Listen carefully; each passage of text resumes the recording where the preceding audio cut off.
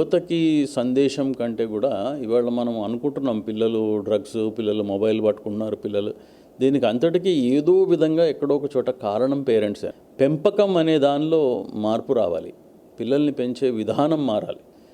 Parents నొచ్చుకోవచ్చు, ఎందుకంటే పెంపకం మాకు నేర్పిస్తారా అని చెప్పి అనిపించవచ్చు. కానీ పేరెంట్స్లో మార్పు ఎందుకు రావాలి అంటే వాళ్ళు పెరిగిన విధానము, అప్పుడున్న వాతావరణం వేరు, ఇవాళ ఉన్న వాతావరణం వేరు. ఈ వాతావరణానికి అనుగుణంగా పెంపకంలో మార్పులు రావాలి. అది రావడం లేదు. మొబైల్ మాట్లాడుతున్నానంటే మొబైల్ ఎవరిచ్చారు వాళ్ళ చేతికి? చిన్నప్పటి నుంచి వాళ్ళకి అలవాటు చేసి ఇప్పుడు సడన్గా నేను గుంజేసుకుంటానంటే వాళ్ళు అది కుదరదు. డ్రగ్స్ కోసం వెళ్తున్నాడు, డ్రగ్స్ మీ అట్రాక్టివ్గా ఎందుకు తయారవుతున్నాయి? ఒక తల్లిదండ్రులకి పిల్లలకి మధ్యలో ఉండవలసిన ఒక స్నేహం అనేది కూడా చాలా ఇంపార్టెంట్. వాళ్ళు ఏదైనా ఓపెన్ అప్ అయి మాట్లాడగలిగినప్పుడు డ్రగ్స్ తీసుకునేటప్పుడు కూడా వాడు అడుగుతాడు, తీసుకోవచ్చా నేను చెప్పి అడుగుతాడు. ఆ సలహా లేకుండా ఉన్నారు అంటే వాళ్ళ మధ్యలో ఉండే ఆ సంబంధ బాంధవ్యాల్లో ఎక్కడో తేడా వస్తుంది.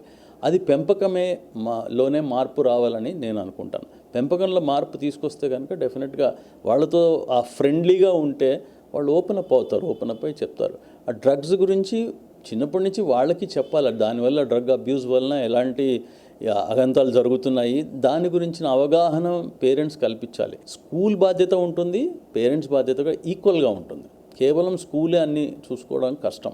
ఎందుకంటే స్కూల్లో ఉండే 8 గంటలు, మిగతా 16 గంటలు పేరెంట్స్ దగ్గరే ఉంటారు.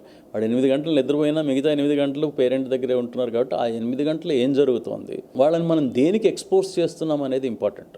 చాలామంది అది పట్టించుకోవట్లేదు.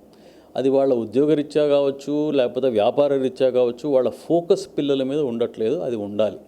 అది మార్పు తీసుకొచ్చి పిల్లలతోటి కొంచెం మనం ఫోకస్గా ఉంటే కనుక వాళ్ళ తప్పుదారి పట్టకుండా ఉంటారు.